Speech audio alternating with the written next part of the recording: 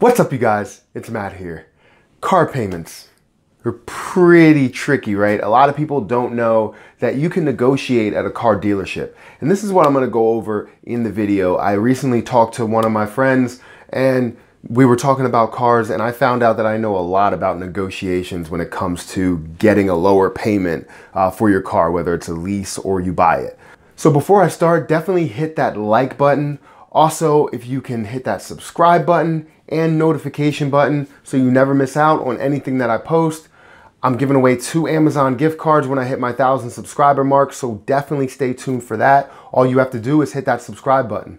So car dealerships, they're very tricky because they have salesmen who are trying to get you to pay the highest price possible and you're trying to pay the lowest price possible. And even these car dealership apps like TrueCar, they give you the range, but they most likely want you to pay in the middle range, which is way too high for a car.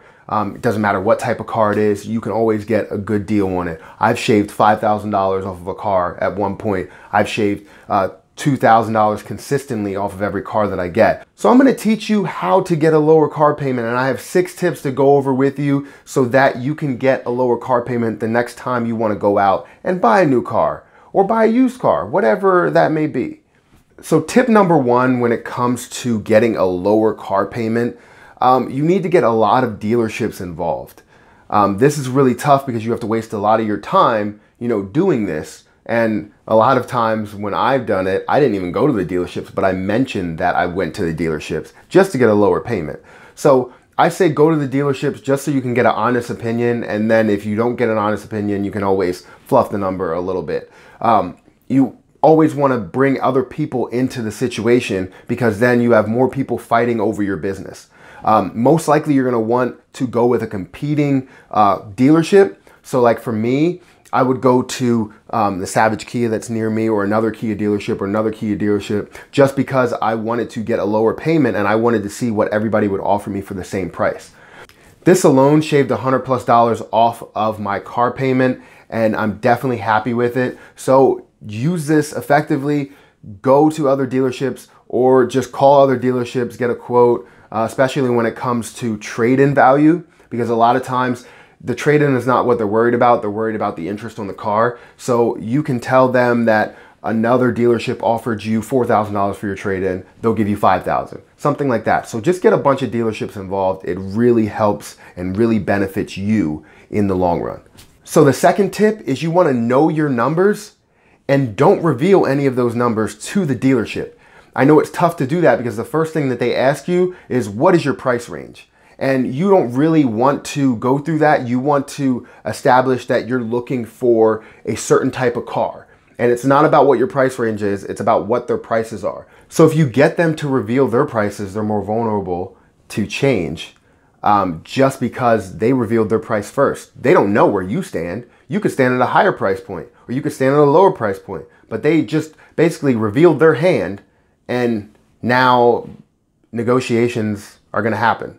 Tip number 3, don't be afraid to offend the salesman. Now, I'm not saying insult the guy or insult the woman, but don't be afraid to offend them because they're looking to get the highest price just like you're looking to get the lowest price. And a lot of times you'll end up meeting in the middle. Someone's gonna lose in the deal. Hopefully it's the salesman, not you, because they have a lot more room. You don't have room. You want to pay as little as possible. They just need to get the highest margins that they could possibly get. So don't be afraid to offend the salesman. I know a lot of times they're going to have a picture of their child on the desk just so that you get emotionally attached to that salesman and you feel bad if you ask for a lower number. And just don't get emotionally attached. That's the toughest thing to do, because once you start to feel some type of way for that salesman or saleswoman, then it starts to turn in the opposite direction. And they know that. So the worst that they could say is no, because they work for a business. They're not going to insult you. They're not going to say anything. They're just going to say, I can't do that price. And then eventually you're going to meet at a certain area. But don't be afraid to offend them, because for them, they have to highball you. And for you, you have to lowball them. So don't be afraid to push that price in the direction they don't want to go. So number 4, always have them get the manager. And I'm not saying go out and request them to get the manager right away. You need to negotiate first, get to a certain point, give them your low number, they give you your high number, you never meet in the middle, and they get the manager. If they don't get the manager, you're not getting the best deal possible.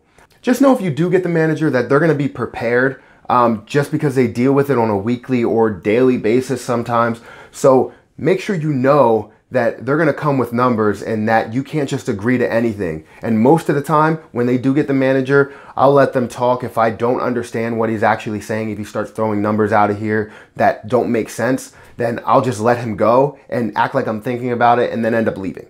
So always have them get the manager. If you don't get the manager, like I said before, you're not getting the best deal. Number 5 kind of feeds into that. Don't be afraid to go home, because a lot of times they're gonna call you right when you get home. They're gonna wait like 10, 15 minutes and call you right when you get home just to see where you are, where your head is, and if there's any room to negotiate. And that's a tactic that they do all the time just to see if you can come back in and buy the car. But really, I use that as a point to where, oh, if I have to come back in, I want $10 or $20 knocked off of the monthly payment, something like that. And that's a form of negotiation. For them, they just feel as though they lost a sale and they want to gain it back. So don't be afraid to go home. And I know you went there to get a car, but don't get your heart set on the fact that you're going to go home with a car.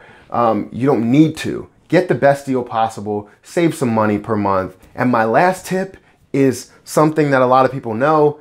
You always wait till the end of the month in order to get your car, because they're hungry for a sale.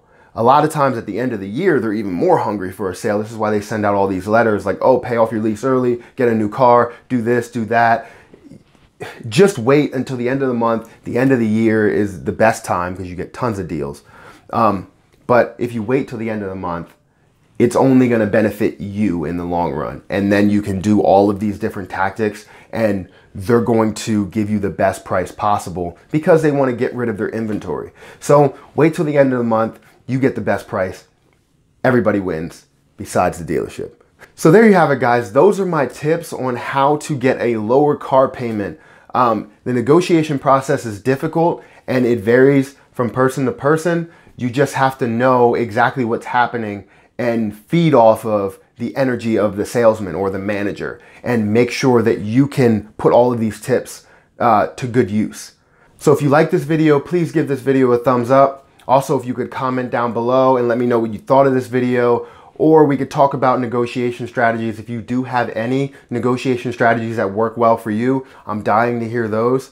Also, if you can hit that subscribe button and notification button so you never miss out on anything that I post.